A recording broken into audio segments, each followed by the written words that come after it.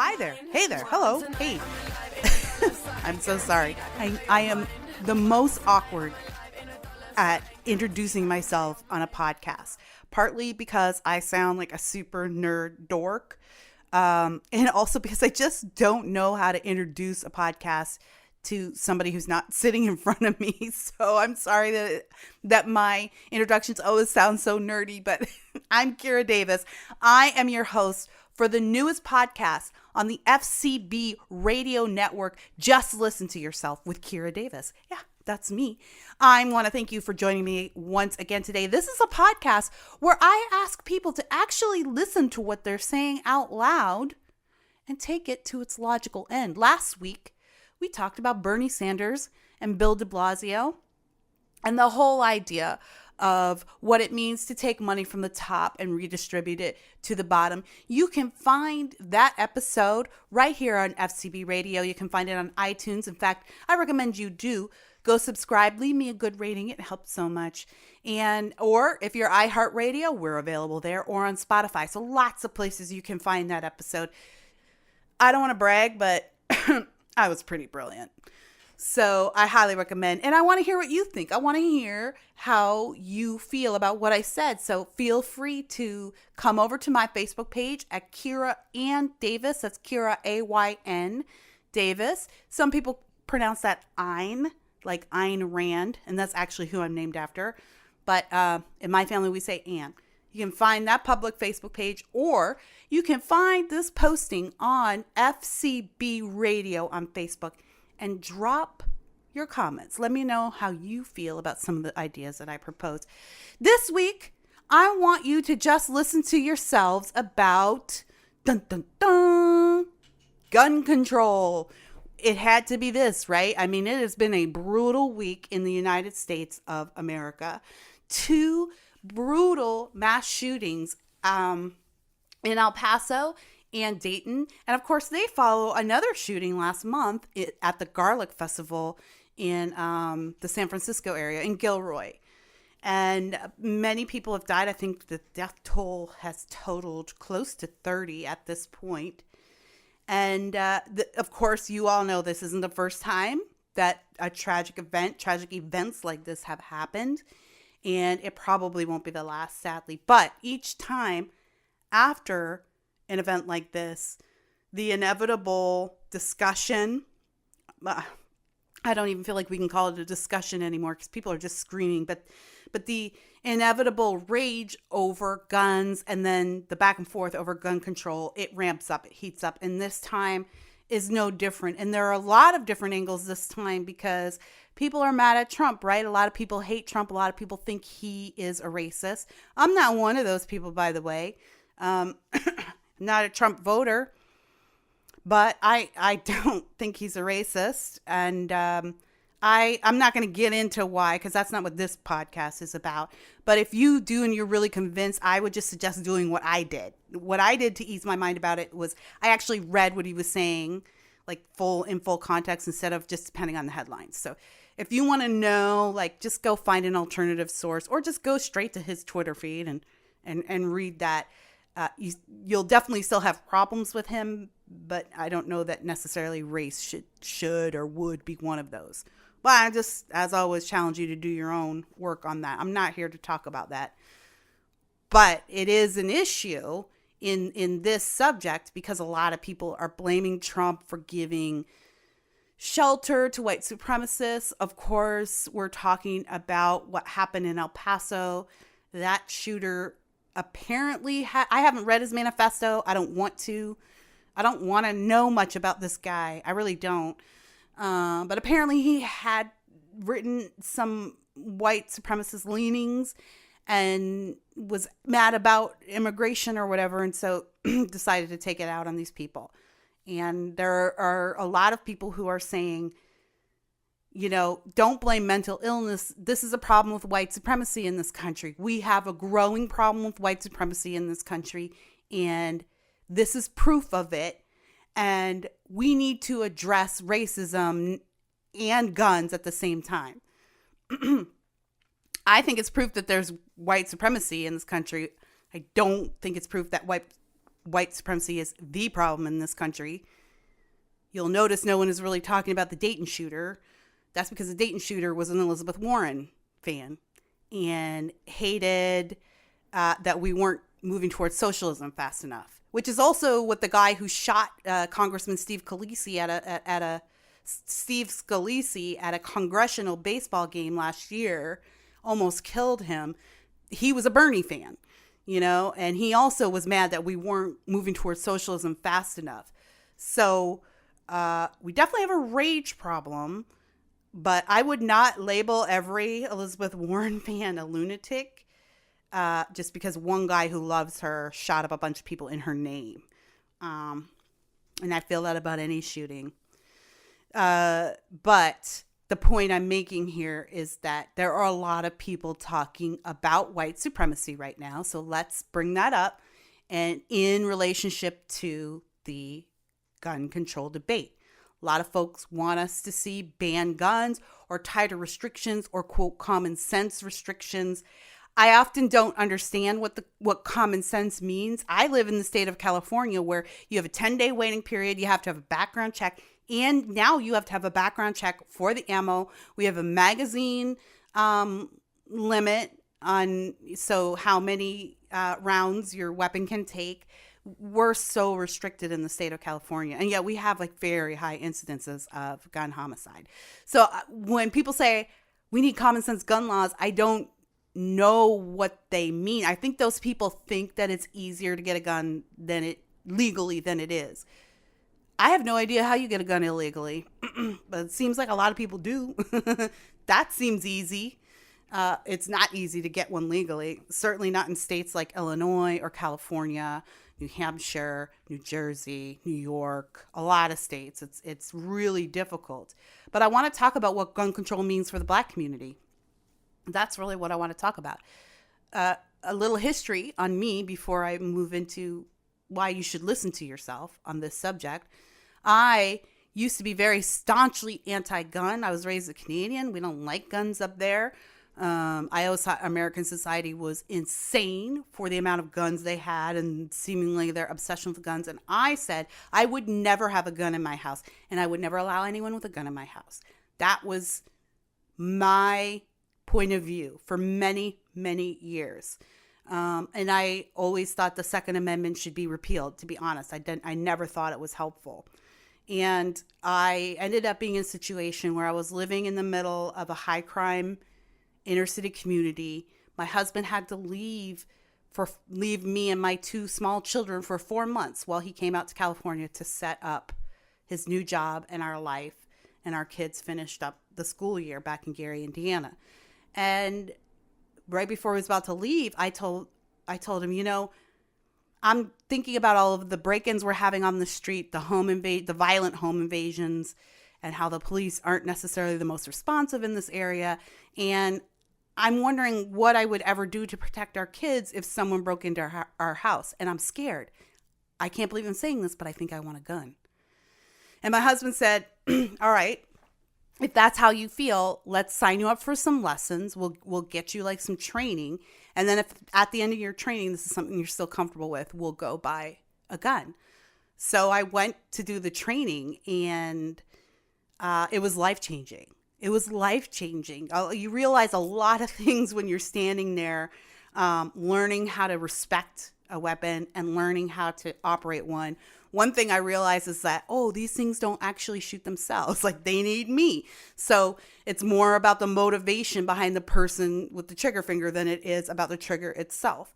The other thing I realized is that there's a wonderful, as a woman, there's an amazing sense of power that comes with knowing that you can protect yourself against a greater force, which most men are to women in this country. It felt safer.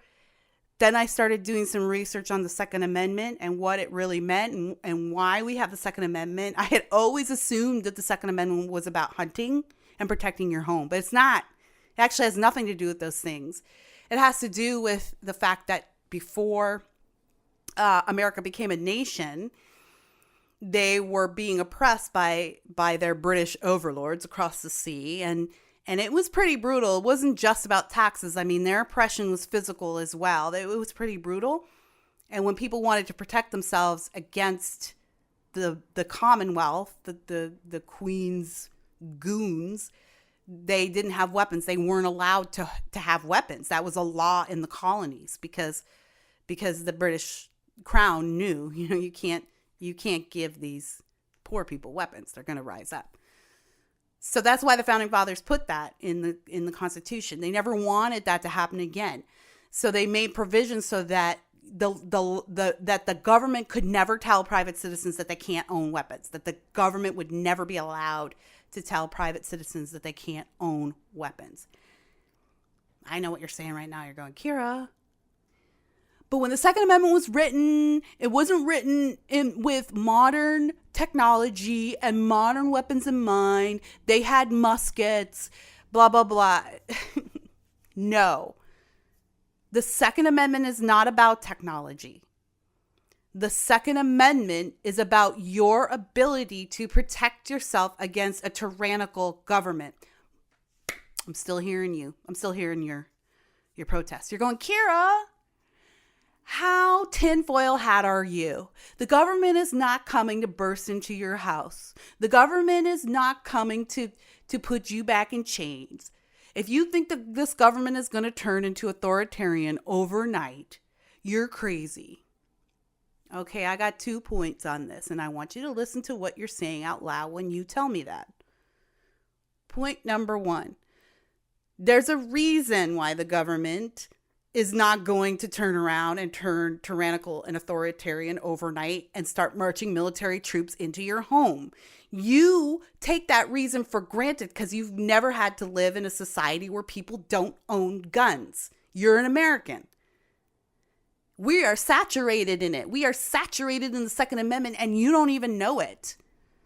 The reason why the government would never think, and it doesn't cross any government's mind to do this, is because it would be so damn bloody. Now, the people might not win because the government's got all kinds of stuff we're not allowed to have. Tanks, nukes. But it would come at a great cost. And no government wants to rule a country with no people. And the Civil War was bloody enough, and every government wants to avoid that. If you know your history, you would know how much that war cost this country in blood and lives and lineage. So you may think, oh, that's crazy. You're stupid if you think the government's going to turn around. I actually don't think the government's going to turn around and march the military into my home and take me off to some camp. I don't think that. But the reason I don't think that is because there are over 300 million guns in this country. And we have the Second Amendment, and our government knows damn well that a lot of Americans are armed. We're saturated in it. Don't you understand? It's a part of our culture. It's so much a part of our day-to-day. We take it for granted, and we just assume that the government doesn't do this because they're good. The government doesn't do this because it's not even a thought in their heads, because we are well armed. So there's that. Here's the other thing I want you to really listen to yourself on this point. I know that you, imaginary listener, have just told me that I'm ridiculous for even suggesting that the government is about to march into our homes and we're going to have to fight some civil war against the government. But you are the same person who has just shared 50 articles about concentration camps at the border, how Donald Trump our president is a racist, hates black people, and how white supremacy is on the rise and the biggest problem our nation faces, and we can't feel safe anywhere. You have just told me that this nation is at war. And on the flip side, you want to tell me I shouldn't have guns. You want to tell me that as a black woman raising a black family, that we should be terrified of our president, we should be terrified of our federal government, we should be terrified of all these right-wing nut jobs and white supremacists. And then you've also told me I'm not allowed to defend myself against those people. It is my opinion, and I know a lot of black people who share this opinion with me. It is my opinion that the Second Amendment is more valuable to the Black community than any other community in this country. Let's take that thought all the way to the end of its logic. I'm going to listen to myself on this. I'm going to listen to what I just said out loud, and I'm going to take that logic all the way to the end of the line.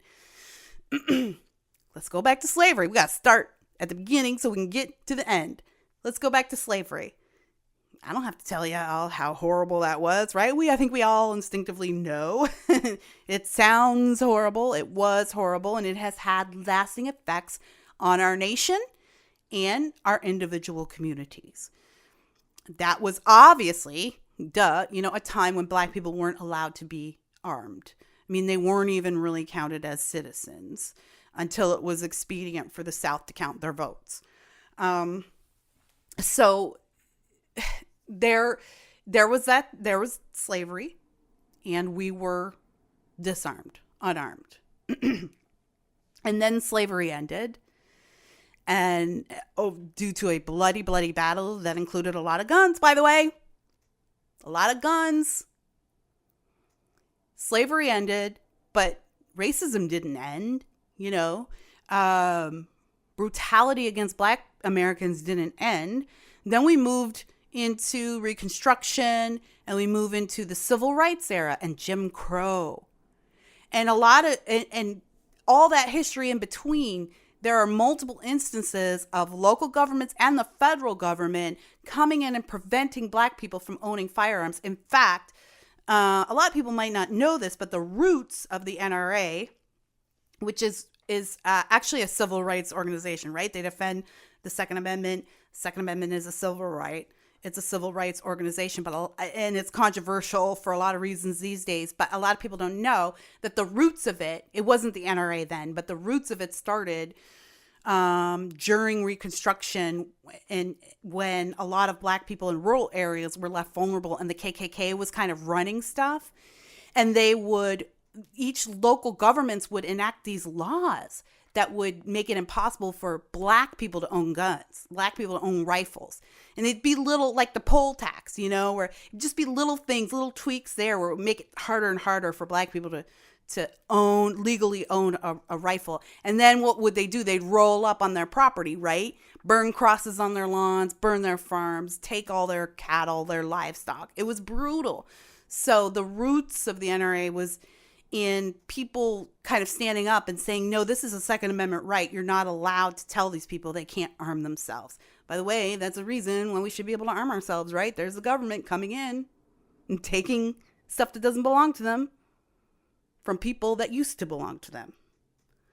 So that's the roots of it. I'm not moralizing about where they've come to today or whatever you think of them now. That's on you. I'm fine with that. So we're Jim Crow era, separate drinking fountains, riots in Atlanta. We move into this era and we're dealing with police brutality. Ferguson, this is I'm recording this in the 5-year anniversary of the Ferguson riots, but Ferguson riots are nothing new. LA riots, Detroit, Atlanta. Black people have been rioting all over this country forever in service of their rights, in service of their dignity, sometimes in service of their rage. But there have been all kinds of my point is there have been all kinds of occasions when we've had to stand up and violently make our voices heard.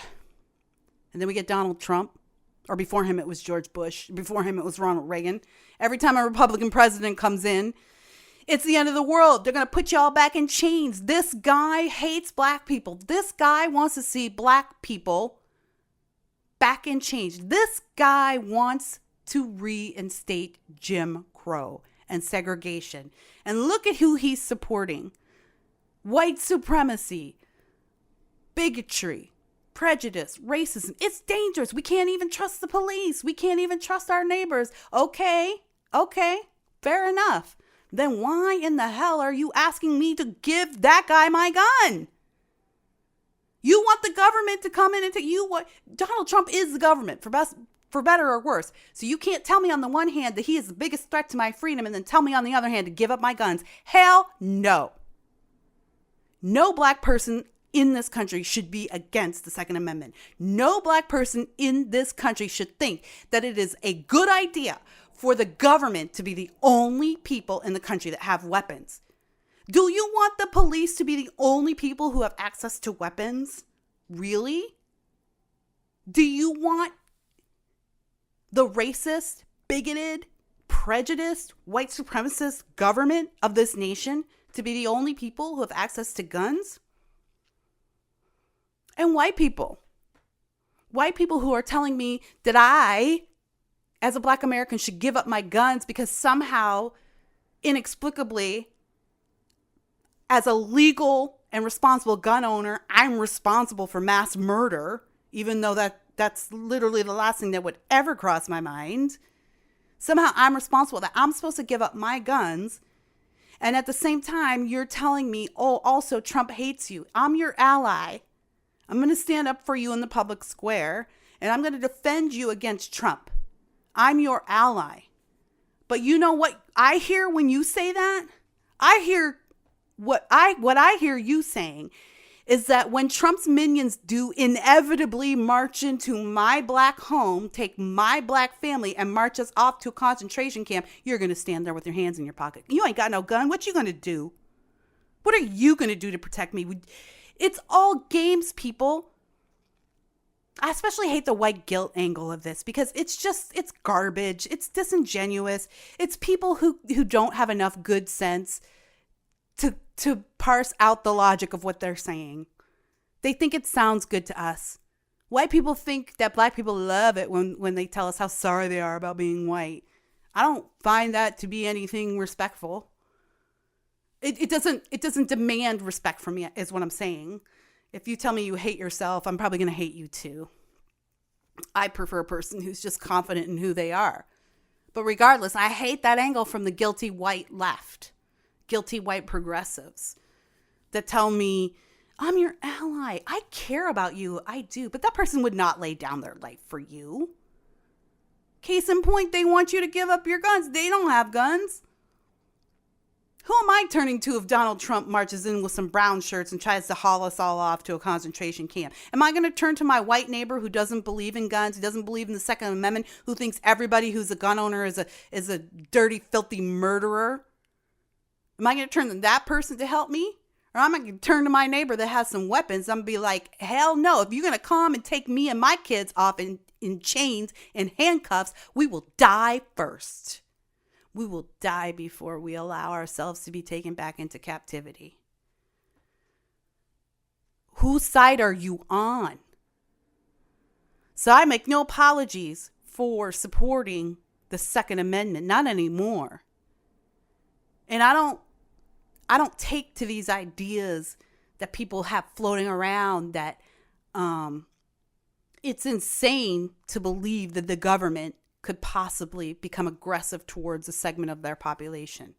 And on the very same hand, you're sending me dozens of articles about how we can't trust this government, about how the police hate us, about how Trump hates us, about how the Republicans hate us. Great. If the Republicans are so bad, let me keep my damn gun. Because I will tell you this. I am not a very brave person. I have been made soft by the realities of modern American life. But if it was a choice between being thrown into slavery and fighting for my life, I will fight. It's easy for me to say that because I really don't think that's going to happen in this country. I really don't. But that's how deep it is for me. That's how deep it is for Black Americans. You know, white people, when you are talking to us like this, you don't even have our perspective on this. You don't have our historical perspective on this. It's easy for you to say, look, you don't need a gun. Why do you need a gun that does this? Why do you need a gun that does that? Well, I need it because you keep telling me white people are going to come and take me away soon. That's what I need. That I need it. Listen to yourself. Just listen to what you're saying. Now, that being said, am I suggesting you go out and get a gun and keep it in your office drawer? No. If you are not comfortable with guns, stay away from them. And if you do want to know more about them, then I suggest taking a course like I did, take a class, be trained properly. And that is the other thing that a lot of people don't understand about the gun issue and about gun owners. When you become a gun owner, you realize, I think for the most part, and I'm generalizing, some people are yahoos, right? They just want to shoot things. Most gun owners realize the power that you have in your hand when you actually fired a weapon, and they respect it. And they take precautions. I mean, my kids, they can quote you like the basic rules of shooting. My daughter's never been. We're about to take her, but my son is trained, and my husband and son do shooting excursions. 2 black men do shooting excursions in the desert all the time. My son can tell you the basic rules. Don't point at anything you're not ready to shoot at. Never put your finger on that trigger unless you are ready to pull. A gun is not a toy. Always check your weapon to see if it's loaded, and mind your safety. I mean, those are just a few things, but those are like the basic rules. And my kids can quote those rules. So anyone who's worried about me having weapons in the house, with my kids, like, no, everybody's educated. Do I let them? They don't even know where the guns in this house are. And that's how I'm going to keep it for now.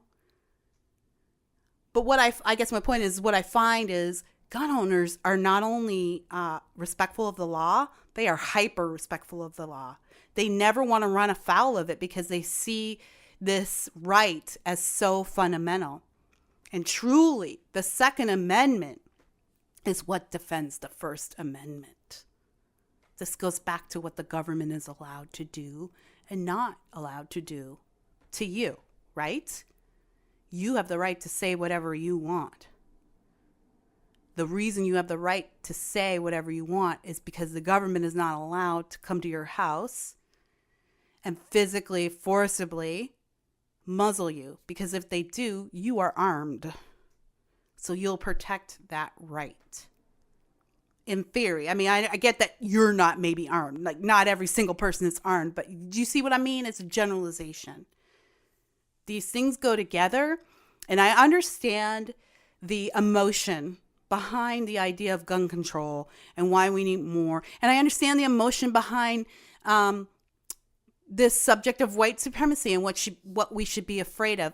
And I think a lot of people say get rid of guns because they feel they're trying to help. You know, they care. They're not being assholes. They genuinely believe that this is a path to a peaceful society. But I'm asking you to take that thought all the way out to its logical end and understand what you're saying when you tell my black family we're not allowed to own any type of weapon. Why do I need an AR-15? None of your damn business.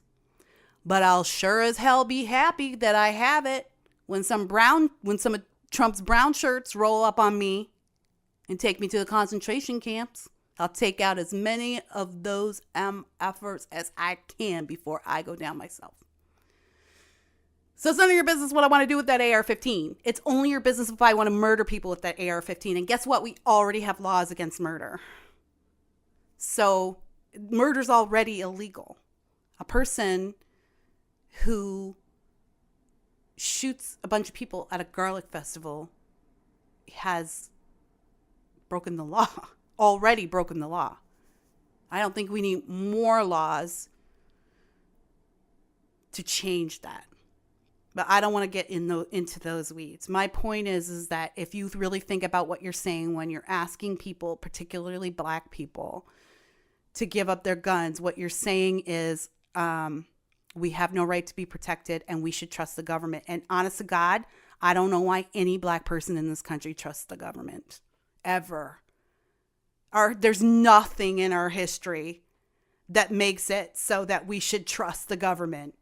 Even you might look at the Civil Rights Act. Look at the Civil Rights Act that Lyndon Johnson brought in. Lyndon Johnson was a freaking racist. He said he passed the Civil Rights Act so he'd keep these niggers voting Democrat until the next millennium. And he was damn sure straight, right? That's a quote. You look that up. That is a quote. And anyways, guess what happened when they passed the Civil Rights Act? Nothing. We're still marching in the streets. We're still rioting. We're still having to speak up for ourselves. No black person on earth should trust the government. I don't care if the president is Barack Obama. Who is he? One guy.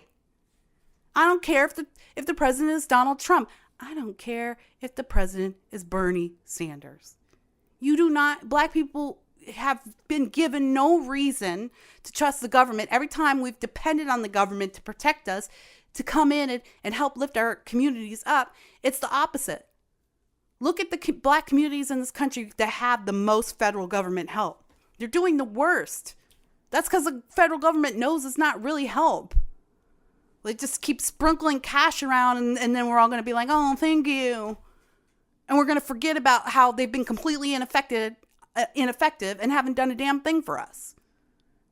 Except at election time, they're going to come around to our churches and come around to our barbecues and you're going to go visit Al Sharpton at Sylvia's and they're going to tell us we're going to make everything better for you and then nothing ever gets better. And then they forget about us.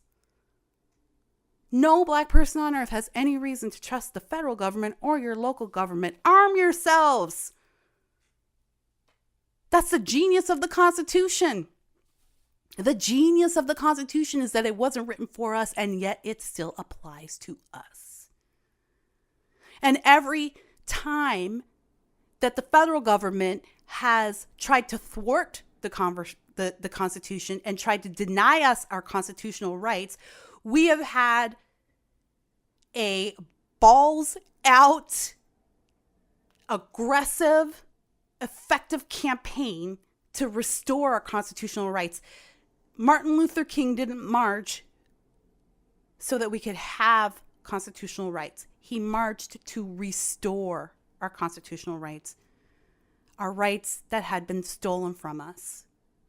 So the Second Amendment is your friend. Again, you don't need to be a gun owner, and I'm not suggesting you set up shop on your front door with your rifle in your hand and start threatening random white people who start walking by. That's not it. But I just want you to think about that this is the culture we're steeped in. Second Amendment culture is actually a protection for us. And we shouldn't be so willing to acquiesce that protection to a government that has never, provably and demonstrably, never had our best interest in mind. Just listen to yourself. All right, guys, I want to hear what you think on this issue. So go ahead and follow me on Twitter. Drop me a line at realkiradavis, or you can find me on Facebook on the FCB Radio Network page, or just drop your comments on this post, on the original post. Of course, as always, you can find us on Spotify, iHeartRadio, and iTunes. I appreciate so much. If you were interested in if you found anything I said to be interesting at all about this subject, please rate and review this show on iTunes. It's so helpful just for the ratings and just to be noticed. And it's my point of view that I don't want to be condemning people, but I do want to persuade. I want the opportunity to persuade you. And I'm not suggesting that if you don't find my point of view to be correct, that you're an evil person or you're wrong, or we can't have a civil discussion. Completely the opposite. But I want the fair opportunity to persuade you. And then I really, really do want to know what you think. I do. Let's have a conversation. All right. Follow me on Twitter at realkiradavis, and I will see ya all next week when I will ask you to just listen to yourself. Peace.